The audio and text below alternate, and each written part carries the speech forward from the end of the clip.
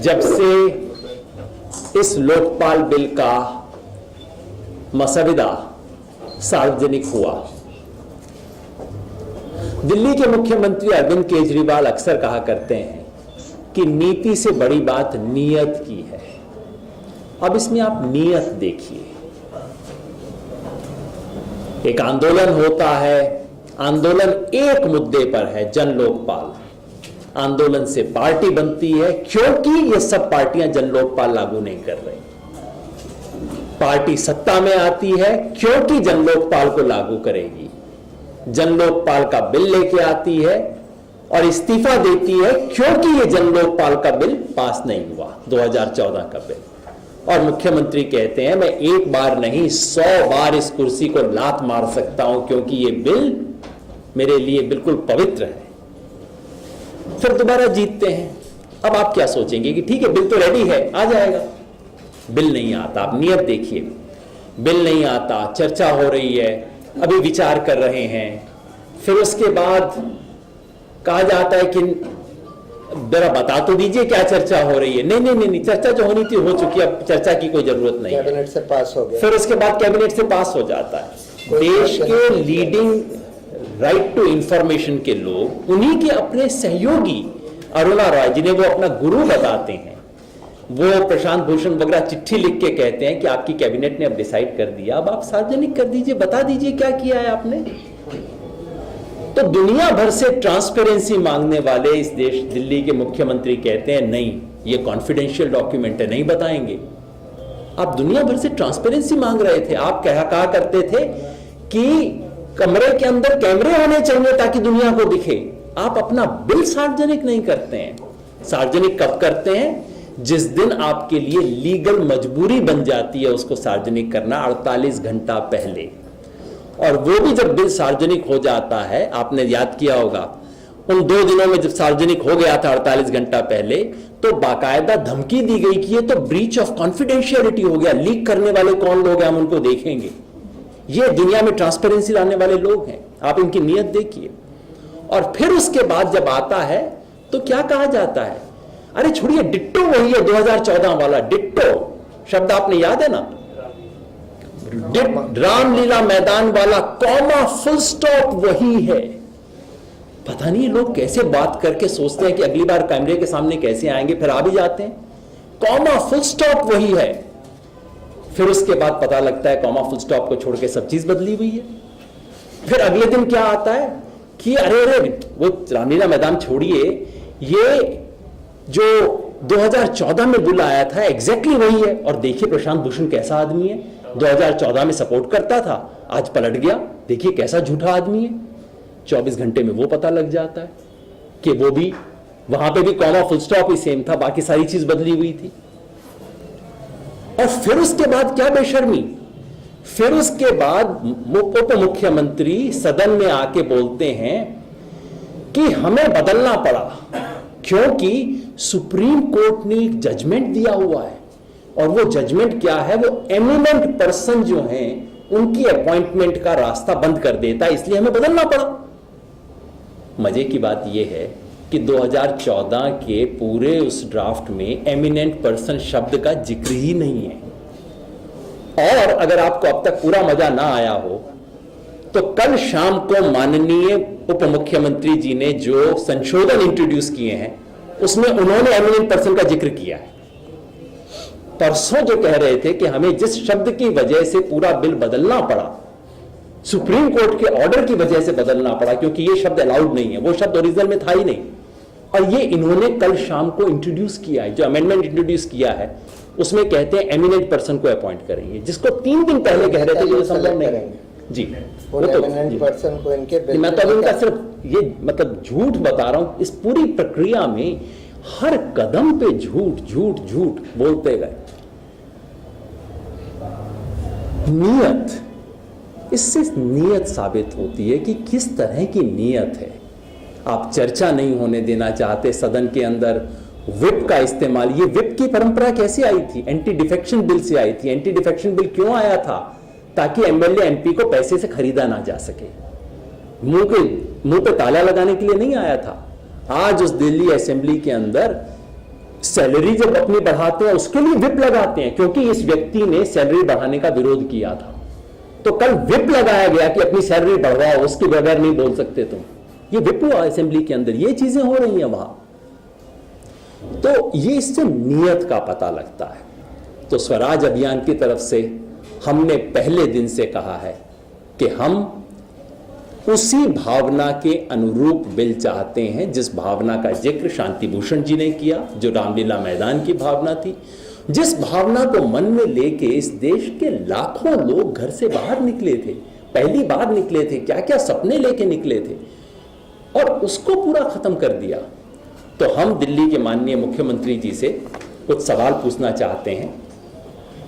वो सवाल मैं बता देता हूं, फिर प्रशांत जी इसमें इसके जो लीगल पहलू हैं, कल का जो अमेंडमेंट है उसके बारे में स्पेसिफिकली बताएंगे। पहला, और आपको समय मिलिएगा, इनको तो असेंबली में तो सवालों का जवाब मिलता नहीं है, बाहर सवाल कोई पूछ नहीं सकता, आप लोग शायद कभी कभार पूछ लेते हो, तो मैं आपसे अनुरोध करूंगा कि आप पूछिएगा।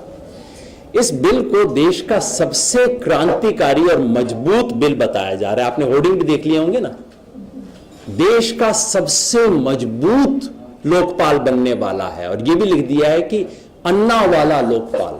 इस पे अन्ना के क्या विचार है हमें पता लग जाए तो अच्छा होगा। दिल्ली में होर्डिंग लग गए हैं। हमारा एक सवाल है, आप इस बिल का एक फीचर बता दीजिए, केवल एक, जो किसी दूसरे राज्य में ना हो। आप देश का सबसे क्रांतिकारी बिल बना रहे हैं ना, तो उसमें 5-10 तो चीजें ऐसी होंगी जो दूसरों ने नहीं की, तभी आप दूसरों से क्रांतिकारी हैं। हम केवल एक फीचर मांगते हैं, आप एक फीचर बता दीजिए, इस बिल का एक प्रावधान जो दूसरे राज्य ऑलरेडी इस्तेमाल ना कर चुके हैं। और जब वो बताएंगे उसके बाद मैं 15 गिना दूंगा जो दूसरों ने किए हैं, जो इन्होंने नहीं किए हैं। दूसरी बात, जो शांति भूषण जी ने सवाल पूछा था कि क्या आप बता सकते हैं कि 2014 वाला बिल जिसकी मांग अन्ना हजारे, जस्टिस संतोष हेगड़े, शांति भूषण और पूरी देश की जनता कर रही है, उसे बदलने की जरूरत आपको क्यों पड़ी? जो डिप्टी चीफ मिनिस्टर ने बताया था वो तो झूठ निकला।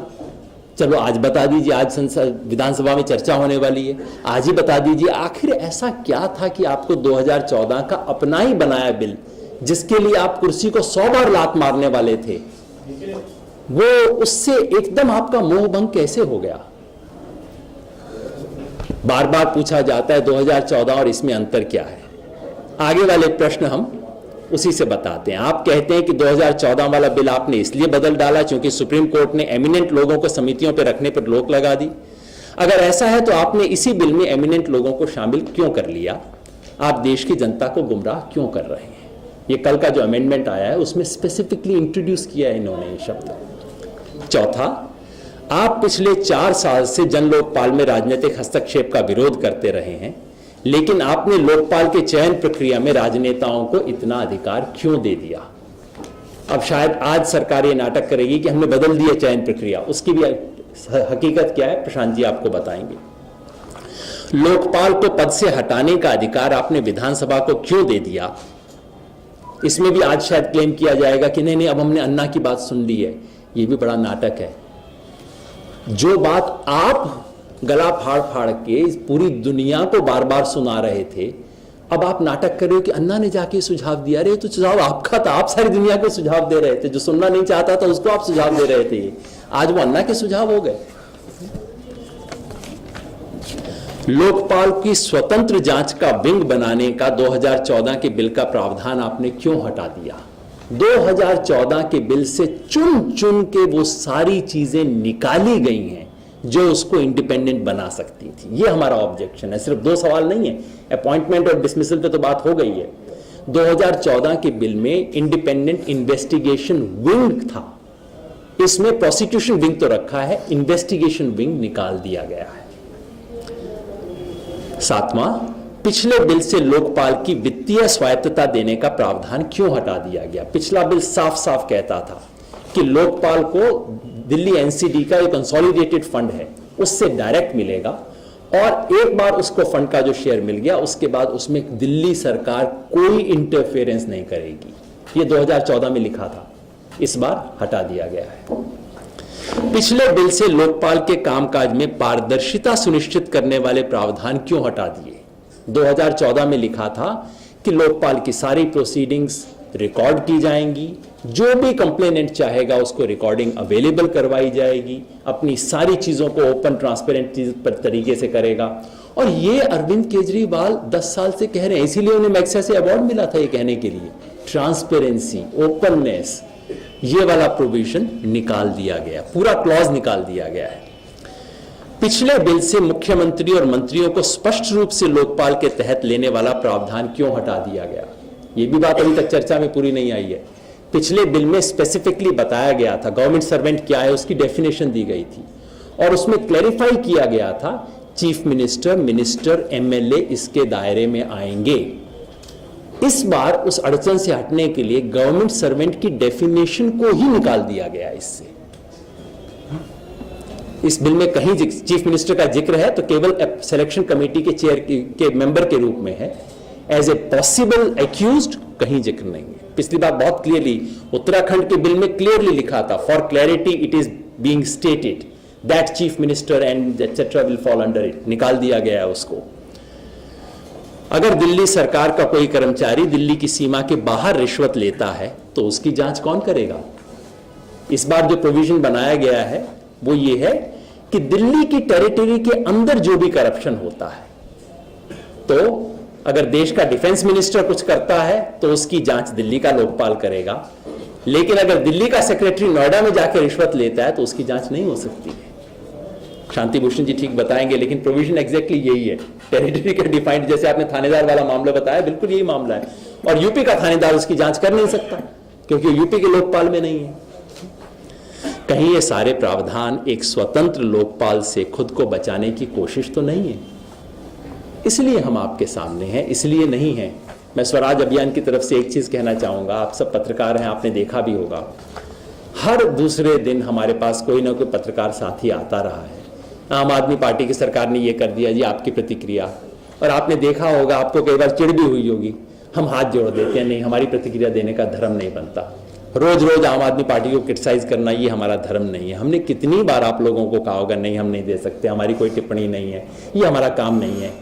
इस सरकार के लिए हर रोज अपशब्द निकालना, हर रोज आलोचना करना हमारा काम नहीं है। आप में से कई साथी चिढ़ भी गए, 1-2 लोग घर आ गए, उन्हें वापस भेजना पड़ा।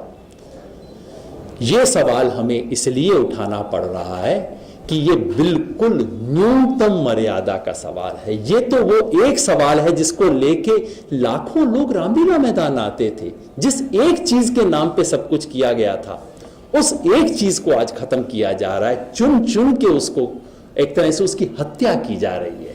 इसलिए आज हम आपके सामने हैं और अभी भी हमारी इच्छा है, हमारी प्रार्थना है कि सद्बुद्धि आए इस सरकार को। और कुछ नहीं चाहिए हमें। हमारी बात ना सुने, आपकी बात ना सुने, बुजुर्गों की बात ना सुने, अपनी बात सुन ले। 1 साल पहले जो आपने बिल बनाया था बस उसको वापस ले आइए। और मैं आपके सामने फिर कहता हूं, ये सरकार यदि 2014 का बिल किसी भी करिश्मे से आज ले आती है, कुछ करिश्मे की जरूरत नहीं है, उनको सिर्फ 2 मिनट में रिप्लेस करना है बिल को। अगर ले आते हैं, हम कल प्रेस वार्ता करके स्वागत करेंगे, उनको बधाई देंगे। और अगर उस बिल को फिर विरोध करने के लिए सेंट्रल गवर्नमेंट कुछ करती है तो उस संघर्ष में हम इस सरकार के साथ खड़े होंगे और जन लोकपाल आंदोलन के तमाम सिपाही उसके साथ खड़े होंगे। प्रशांत, एक में थोड़ा सा